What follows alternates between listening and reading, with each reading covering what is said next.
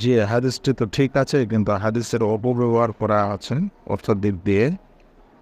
আহ, সত্য কথা বলা জালেম বাদশার নিকট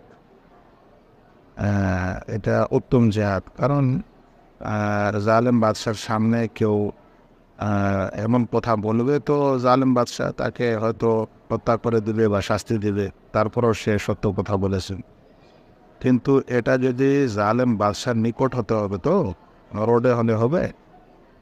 আজ এই হাদিসটা দিয়ে কিছু মানুষ মিছিল করার দলিল দিবে, তো এরা হক কথাটা কোথায় বলছে? জালেম বাদশার কাছে, না রাস্তাতে, না মিটিং মিছিলে?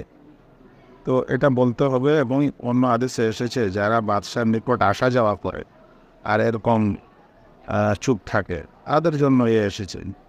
কিন্তু মানুষ এই হাদিসটা দিয়ে আজ মিছিল করার, ইত্যাদি করার, সবকে কথা বলতে উদ্বুদ্ধ করার, সবাই যেন এর বিপরীত করে, মানুষ নিজের বাড়িতে, নিজের গাড়িতে, নিজের রাস্তায় ইত্যাদিতে করে, এর মানে এটা নয়। এর মানে হলো সত্যিকারেই বাদশার নিকট, নিকট কথাটা এসেছে ইন্দা ইন্দা সুলতানিন যায়, তো তার নিকট না হয়ে বাইরে এরকম কথা বলা, এটা হাদিস থেকে বোঝা যায় না। আর মানুষ সত্য কথা বলা মানুষ সবকেই বলতে হবে এরকম না। যারা বলার মতো, যাদের কথা তাদের কানে যায়, তারাই বলবে, তাহলেই হয়ে যাবে। সবকে বলতে হবে, এখানে সবকে বলার কথা নেই।